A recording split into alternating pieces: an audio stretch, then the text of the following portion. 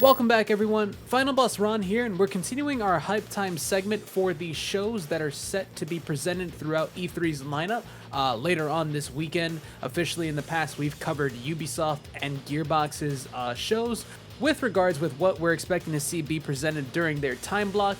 Now moving into Sunday, June 13th schedule, the big head honcho in the room who normally never misses a E3 conference, Xbox, who's teaming up with Bethesda Games to show off a new lineup of games, Game Pass news, and business updates galore. Now with Microsoft, it goes without saying that we'll get some kind of news or reveal with regards to their big three franchises, those big three franchises being specifically Halo, Gears, and Forza as well.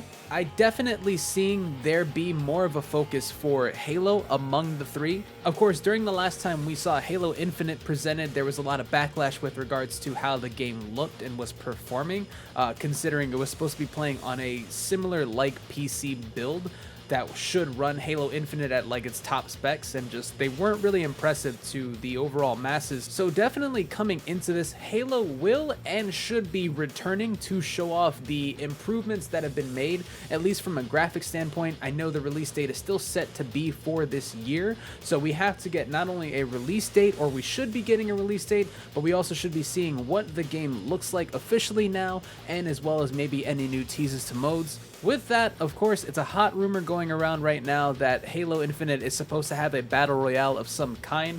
I do hope we see something along the lines of that featured, but at this point, I would definitely like to just see how the multiplayer itself is going to be handled, what kind of modes are going to be readily available outside of just the normal Team Slayer and I think Demolition or Sabotage was it called?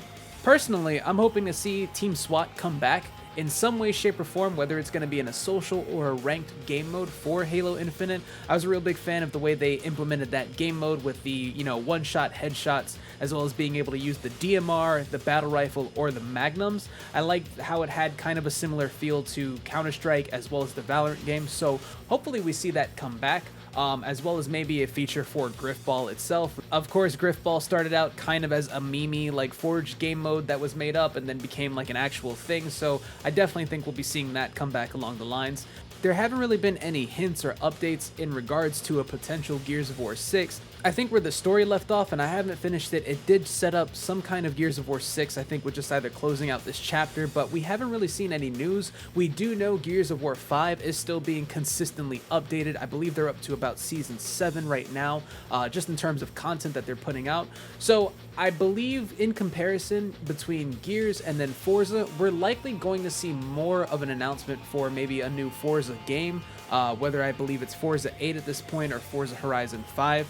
And I'm only leaning this way as I believe the developers understand what it takes to make Forza at this point and have, easily been able to iron out any of the details or kinks that might have come up with trying to maximize the performance that you should see on the Series X. So I believe it'd be safe to say that concerning the big three franchises that Microsoft holds on to, Halo is definitely showing up.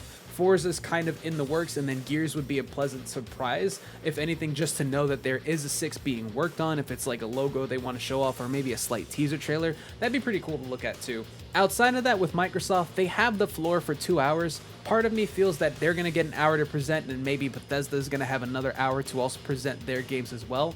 So if we stay on Microsoft's side, they'll definitely have something to cover with the big three. And then I think outside of that, we're only going to get news in relations to maybe another dev studio that they might have acquired to work solely in-house for Microsoft, as well as maybe some big Game Pass updates.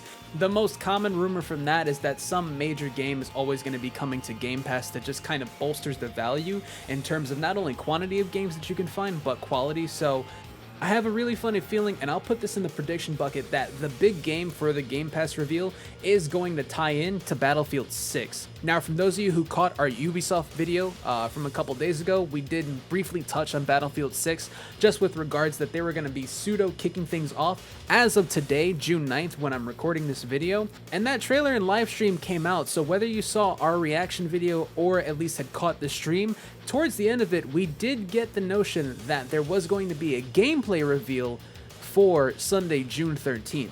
As of right now, looking at the posted schedule, there's no block specifically for DICE to show up. Really what we're looking at is Xbox and Bethesda, Square Enix, and then it kind of goes off into the other tertiary shows as well. So I don't believe that DICE would be showing Battlefield 6 there, unless they specifically drop the trailer on their YouTube channel. We know that EA and Microsoft are working together when it comes to their Game Pass. If you have the Game Pass subscription, you also get EA access for free, and we are seeing more and more of the new titles that come out put on EA access, which therefore get put on Game Pass. Games like FIFA 21 and Madden 21 are readily available for download. So just by that notion, I got a feeling that they're gonna at least have a quick block to show the gameplay and give a demo on stage as well, and then drop the big announcement that it'll be part of the Game Pass. Outside of that, switching over to Bethesda, in the rumor mill is that the debut with Starfield is supposed to be taking place during this conference when they come out.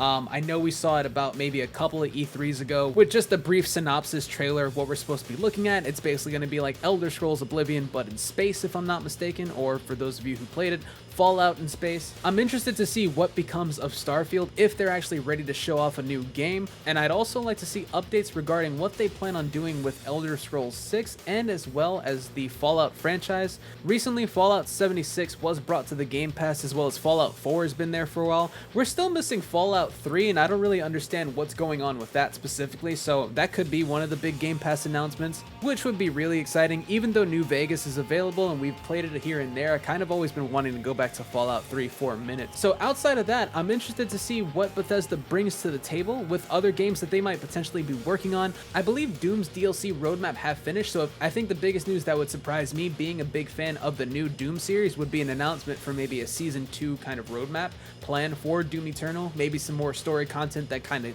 preps us up for Doom 3, quote unquote, or if not, Doom 3 kind of gives us the map creator back that they had in Doom 1, just so we can set up our own levels.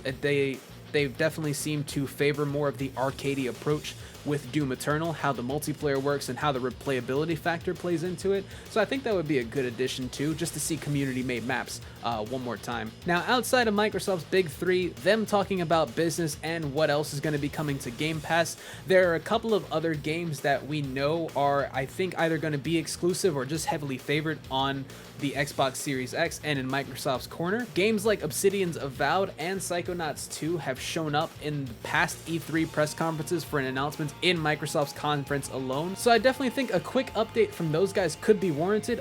And Obsidian's been responsible for knockout hit after hit, so seeing what they would be able to do with Avowed that is based off of Pillars of Eternity, especially them getting to spin up a new RPG after already having a track record with Star Wars Knights of the Old Republic and Fallout New Vegas, I'm interested to see what they have in store. I hope that we might get a bit of single player footage from there.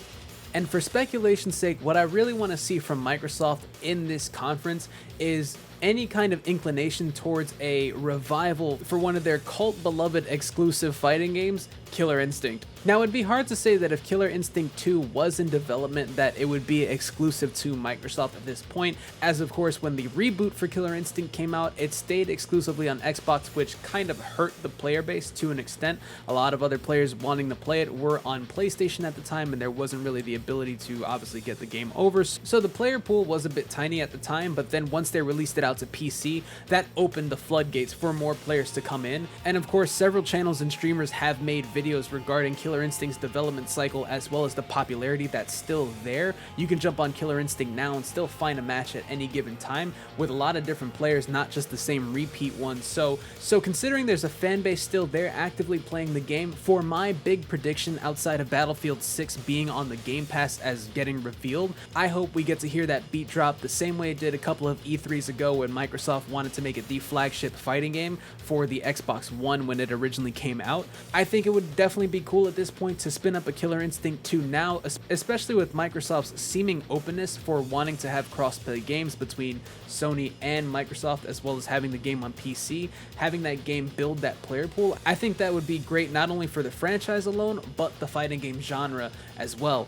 But with that, I leave it back to you guys watching at home. This is pretty much one of the biggest conferences that usually take place during E3. Sony is now officially seemingly sitting their conferences out and just waiting for their state of plays, which is definitely okay too, but this is definitely one of Microsoft's big time to shine. So what are you expecting to come of the conference between Microsoft and Bethesda? Any surprise Bethesda games that I may have missed out on with regards to speculation that you guys are waiting for, as well as from Microsoft's side, especially with the indie studios that they work with. Are there any other titles that we may have missed from the prediction scale that we've seen before in the past that probably should be making an appearance? Leave all the comments down below. I look forward to being just as surprised as you this Sunday when the stream goes live at 10 a.m. Pacific time. And like the video and share it with your friends as well to open up the conversation to speculate about what could potentially be shown during the press conference. So with that, as always guys, stay hydrated and stay locked in here on the channel. My name is Final Boss Ron, and I'll see you next time.